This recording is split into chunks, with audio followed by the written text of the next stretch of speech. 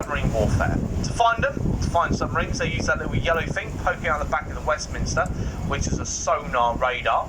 They drag along behind them, hopefully that way to find the submarines. But over the past couple of years, these ships have had to find a way to other lines of work as well. Nowadays, they're actually considered multi-role ships. People around the globe doing a variety of different jobs. What makes them so good at this is the array of weapons carried on board them.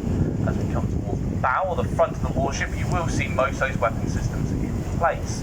Firstly, right up in the front, the big grey cannon, that is the Vickers Mark 8 4.5-inch naval sea gun. That's the same guns as the front of the Type 45s. Behind that, we then have a grey box with the doors on the side as a housing for the ship's anti-aircraft sea Sceptre missiles. If you look carefully, you might see the tops of the missiles in place.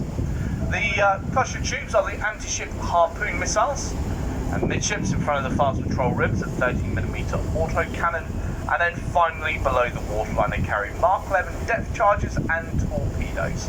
So all in all, very heavily armed, very well-grounded ships in fact, and that's the reason they're often considered very good multi-role ships.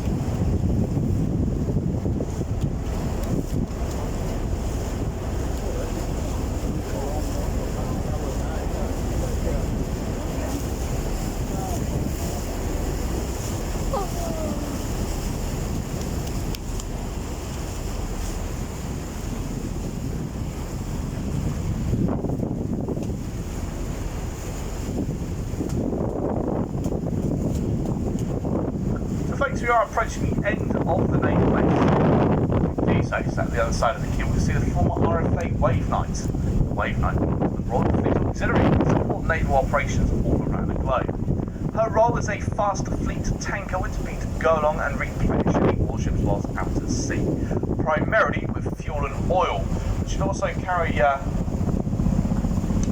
food, water, medical supplies, and sometimes ammunition.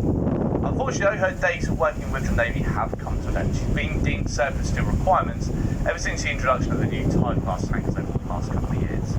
For now, though, she's in a state of readiness. This means she can be brought back into service should the need ever be required. But the best part of it, she'll sit here, and one day she'll probably get sold to either a foreign Navy or scrap metal.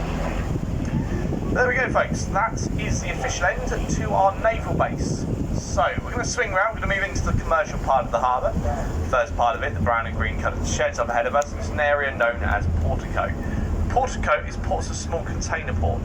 Now here in Portsmouth we import and export a wide variety of goods, and traditionally it's always been fresh fruit, in particular bananas. But over the past couple of years we've expanded the variety of things that come and go.